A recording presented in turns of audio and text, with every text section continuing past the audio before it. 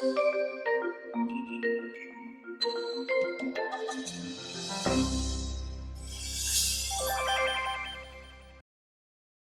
morning, everyone.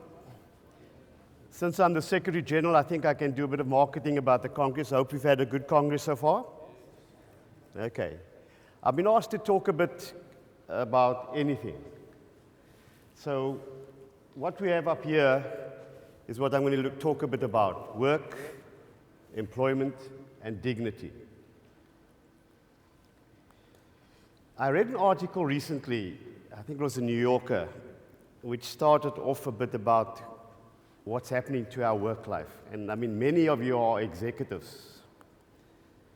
And they made a very interesting point, although they were a bit short in their analysis, where they said, for much of the organized working class, they've pretty much won the battle for an 8-hour working day. Now, of course, what the article was short of was that for many outside of the organized working class, many of the young people who are employed, the 8-hour working day seldom applies, sadly. But I think we can accept that in many of our societies, we found a situation where we have the 8-hour working day and the idyllic 8 hours sleeping and the 8 hours to do what we want. But we are currently dealing with all kinds of situations where we have a drug-fueled working environment.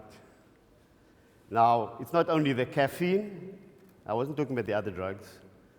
But if we actually look back in history, if we look at our tea break that was brought in with the Industrial Revolution, do you know what goes with tea? Sugar. So that was one of the first little injections we had as we got into the industrial age. This is what we typically have today, and the rest I can't put up on the screen. And that's what a lot of our work lives look, with the stress, the psychological and physical damage that many of our executive class, and this was this article was saying, that for many of the professionals, we actually land up working longer and longer. I'm sure you can attest to it. Right?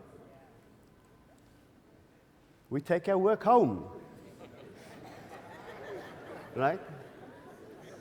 With all the kind of impacts that have on our family and social life. I hope we don't get to this. Okay. And you'll see the kind of bylines you see typically on Facebook: working for a living. If you're working for a living, why do you kill yourself working? And if you want to be really anarchistic, we go to, it's a tough time making a living when all we do is work. Right? And so for many of us who have the label of executive, and how many of you can put up your hands as executives say you've never taken work home? I can't see any hands, because that's become the standard orders for executives, senior people, government, across the sectors. So you have people grappling with work life, home life, and just life itself. But I'm actually not going to be talking about that part of the spectrum. What I really want to talk about is something which is, I think, much more challenging across the globe, and that's youth unemployment. Countries in Europe are becoming net exporters of their youth. Spain, Italy. Why? There is absolutely no chance of them finding employment in their countries. Now, if that's what's happening in Europe, you can imagine what Africa's picture looked like. And this is some of the statistics you'll see there of youth unemployment, both male and female. Not much difference between them, but a rather startling figure. When we look back home here in South Africa, the situation is no less rosy. In fact, it's worse. The fact that 10% of all school leavers are actually confronting a situation where they will not be able to find a job. It's a huge social and political challenge. So what I'm to talk today, and you've seen some of these guys in the yellow here, it's a bit of an experience we've had locally here with dealing with youth unemployment. It's a program which you'll be able to hear more about in the sub-theme at 10:30, I think it is, in 4C, if you want to find more details, where they will say they're busy protecting the environment, saving lives, and I think the important point that I came to in the end is restoring dignity. This is a program which incidentally has the highest level of female firefighters in the world in any comparable unit. We have our female firefighters who are leaders in this organization.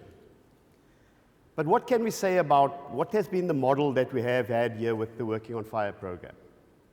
It was a government initiative designed initially to combat wildfires, forest fires. It was targeting unemployed youth. And we made a decision to include women in this program. Now, in recruiting the youth, we have very rigorous demands on them in terms of fitness. That's the first obvious level they need to pass. Obviously, physical health. And then they get put through a military-style program of training of fitness. You've seen the kind of discipline that exudes. But this is where I find it a bit difficult to sort of advance this argument about dignity until I actually saw it. You know, it sounds a bit Protestant, dignity in work. What's happened in this program is absolutely amazing, far beyond what we intended it to do. We've been able to take young people, unemployed young people, unemployable in many instances, mold them into a fighting force that is able to deliver social good, undisputably.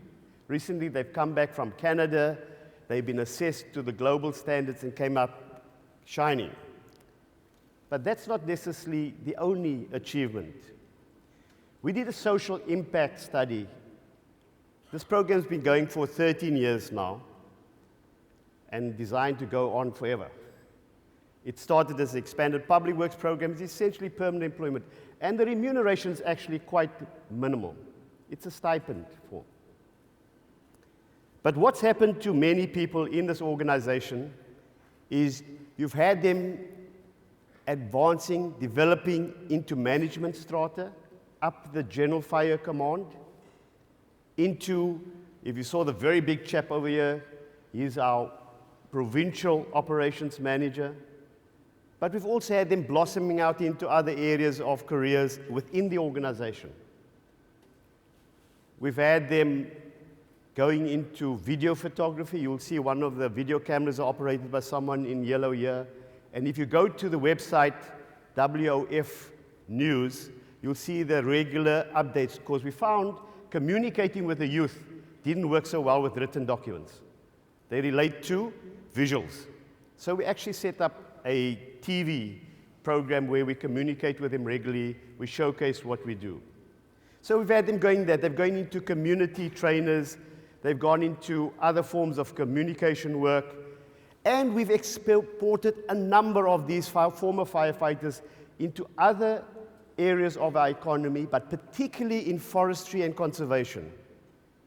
So we've actually created an incubator for skills that has been exported into our broader forestry and conservation sector.